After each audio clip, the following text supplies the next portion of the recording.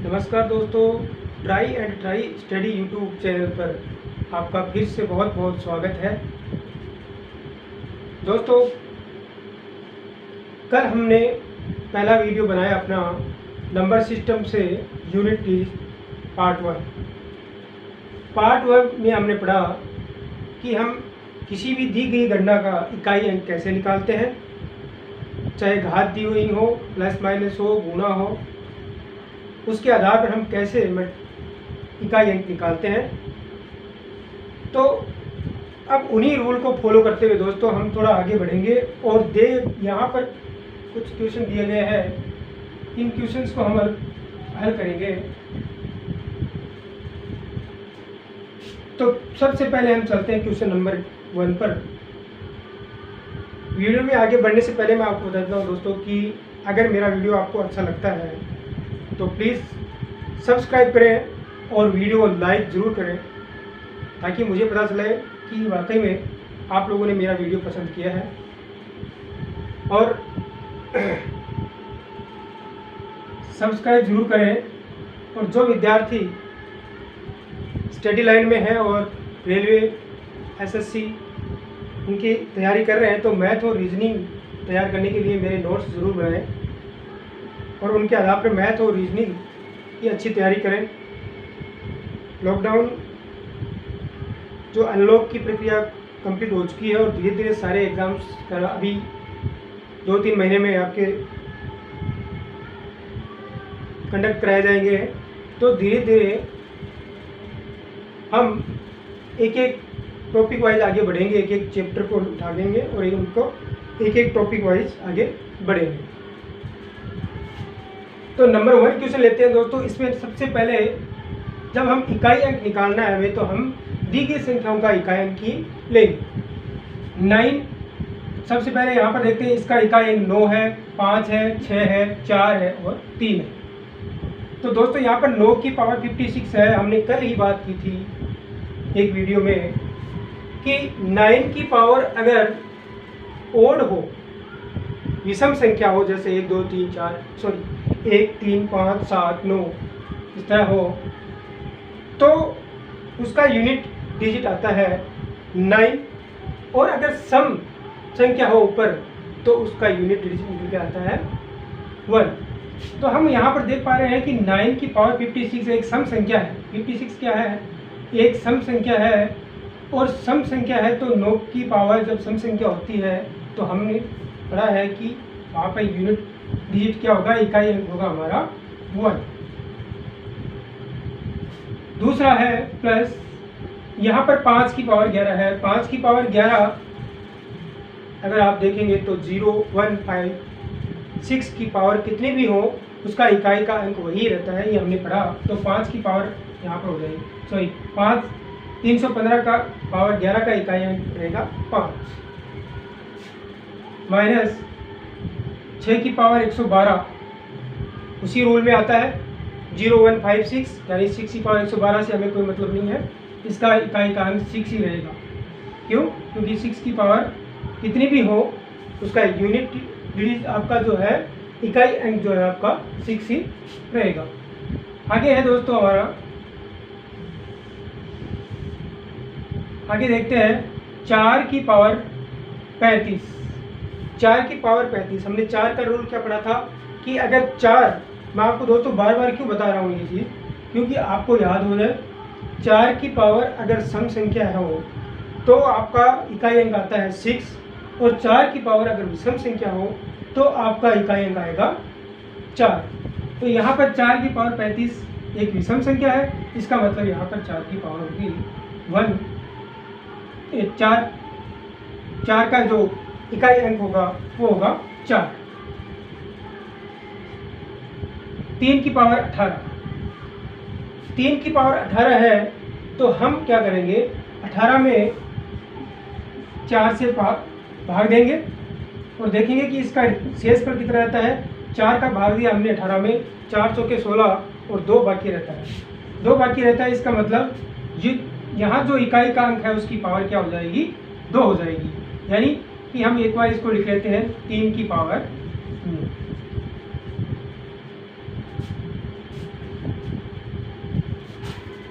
इसको हम क्या लिख देंगे, 3 की पावर,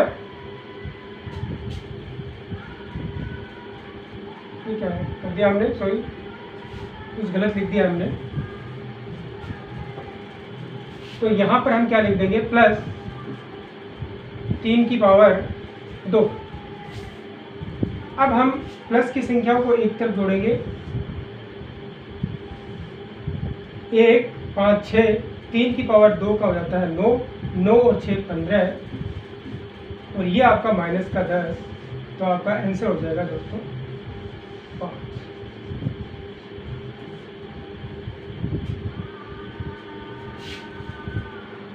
नंबर 2 क्वेश्चन देखते हैं दोस्तों। यहाँ पर 1 की पावर 1, 2 की पावर 2, 3 की पावर 3, 4 की पावर 4, 5 की पावर 5, 6 की पावर 6, 10 की पावर 10। यहाँ पर ऐसी अगर कोई कैलकुलेशन आती है तो हम ये देखते हैं कि इसमें 5 है या नहीं है। पहली बात तो यहाँ पर 5 है, और दूसरा ये देखते हैं कि यहाँ पर कोई इवन नंबर है जो इससे मल्टीप्लाई हो रहा है। तो हम देखते हैं यहाँ पर, देखिए इससे भी एक इवन नंबर बनेगा, 2 की पावर 2 4 बन जाएगा। यहाँ पर 4 की पावर 4 यानी 256, और यहाँ पर इसका यूनिट डिजिट यहाँ पे 6 आएगा, तो यहाँ पर भी इसका 6 आएगा। तो इसका मतलब ये है, मैंने बताया था कि 5 मल्टीप्लाई की कोई कैलकुलेशन हो, गुणा की, और उसके अंदर 5 हो और 5 किसी संख्या से, सम संख्या से मल्टीप्लाई हो रहा हो, तो उसका यूनिट डिजिट क्या निकल के आएगा, 0 निकल के आएगा। इसका आंसर हम सीधा दोस्तों 0 निकाल देंगे, क्योंकि यहाँ पर 5 होगा, ये 5 कहीं ना कहीं यानी यहाँ पर होगा, यहाँ पर कहीं ना कहीं जा करके ये मल्टीप्लाई होगा किसी सम नंबर से, सम संख्या से, और सम संख्या से मल्टीप्लाई होते ही ये क्या बना देगा, इकाई अंक 0 बना देगा। तो अब इसके आगे मैं यहाँ पर 100 की पावर 100 भी लगा देता हूँ, तो भी हमारा आंसर जो है वो 0 ही आएगा। आगे question number 3।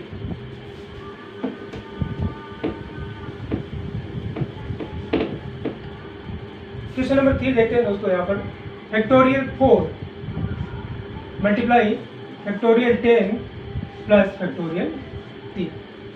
Factorial 4 multiply factorial 10 plus factorial 3। Factorial का मतलब क्या होता है दोस्तों, कि फैक्टोरियल, ये जो इसके फैक्टोरियल के अंदर जो संख्या दी हुई होती है, इस संख्या को 1 से गुणा मल्टीप्लाई करके और इस संख्या तक गुणा करते हैं।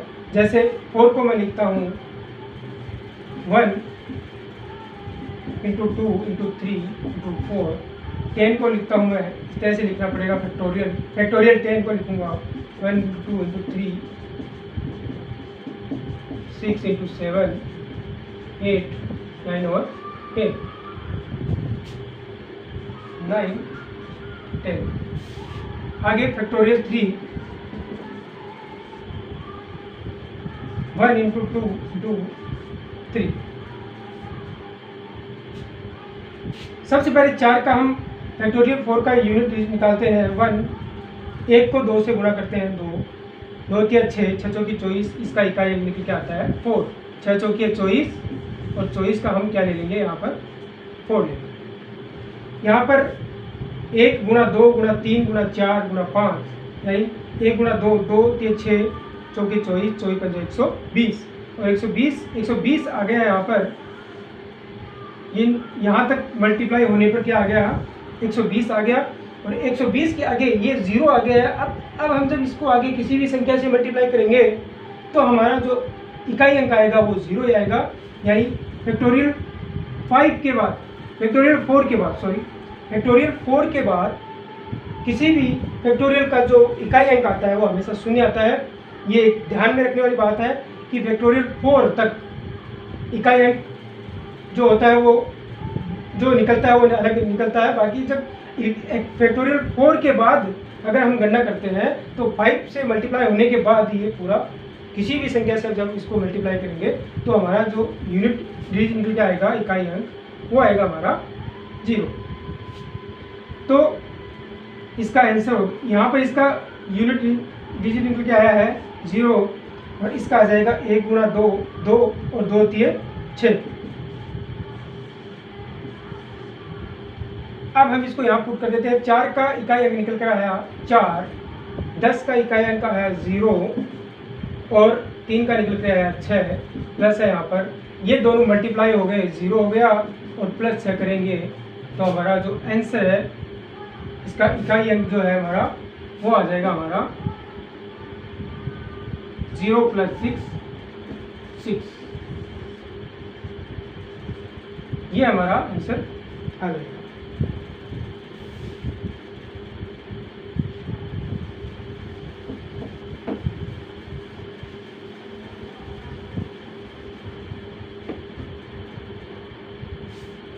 अगला क्वेश्चन है 4 नंबर। 16 की पावर 16 मैं सीधा सीधा इसका आंसर बताता हूँ दोस्तों। यहाँ पर हमने पढ़ा है कि किसी भी संख्या में अगर 6 हो इकाई अंक और उसकी पावर हो कोई भी तो उसका इकाई अंक 6 आता है। यहाँ पर इकाई अंक 6 है, इसके ऊपर कितनी भी पावर हो तो इसका इकाई अंक हमेशा 6 ही रहेगा। 5 नंबर क्वेश्चन।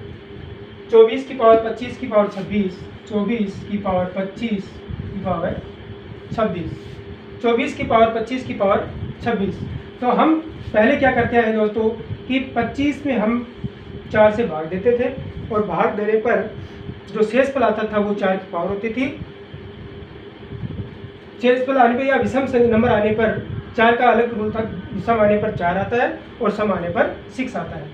तो यहाँ पर हम दोस्तों इसमें 4 का अगर डिवाइड भाग देंगे तो हमारा क्या बचेगा, 6 चौके 24, 6 चौकी 24 बचेगा क्या 1।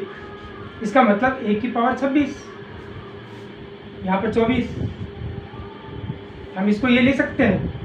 24 की पावर 25 की पावर 26 को हम क्या लिख सकते हैं, जब 25 में हम 4 से भाग देंगे इस पावर में तो हमारा बचेगा क्या 1 बचेगा।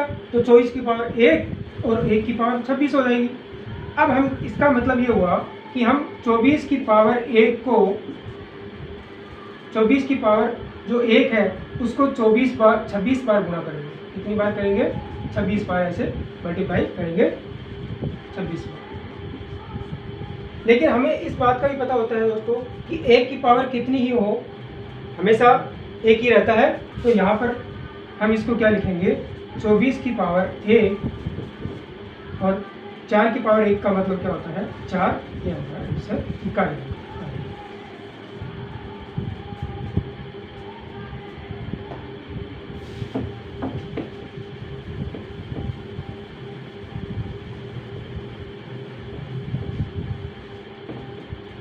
अगला क्वेश्चन देखते हैं। 1 की पावर 2 की पावर 3, 1 की पावर 2 की पावर 3 मल्टीप्लाई 2 की पावर 3 की पावर 4 मल्टीप्लाई 3 4 5 मल्टीप्लाई 4 5 6 मल्टीप्लाई 5 6 7 ऐसे करके ये हमारा है 7 6 7 8 6 7 8 आगे है 7 8 और 9 तक। तो इसमें अब इसको हल कैसे करना है, यहाँ पर इकाई अंक है 1, यहाँ पर इकाई अंक है 2, यहाँ पर है 3, यहाँ पर है 4, यहाँ पर है 5, यहाँ पर है 6, यहाँ पर है 7। इकाई अंक 5 की पावर 6 की पावर 7 यानी 5 की पावर कितनी भी हो उसका इकाई अंक हमेशा क्या आता है 5 ही आता है। तो यहाँ से निकल के आएगा हमारा 5। इसको पूरा हल करने की आवश्यकता नहीं है हमारे को, हमें वही देखना है। ऐसे क्वेश्चन में बड़े क्वेश्चन दिखाई देते हैं लेकिन इनका आंसर जो है बहुत ही आसान होता है। सिर्फ हमें थोड़ी प्रैक्टिस की आवश्यकता है। अगर हम धीरे धीरे प्रैक्टिस करेंगे तो हम देखते ही उसका आंसर बता पाएंगे। 6 की पावर कितनी ही हो 6 आएगा और जब 6 और 5 का मल्टीप्लाई होगा तो 5 × 6 आएगा तो 30 बन जाएगा और 30 में इसका इकाई अंक क्या बन जाएगा 0 बन जाएगा। तो हमारा आंसर क्या हो जाएगा, इकाई का अंक क्या आएगा हमारा 0।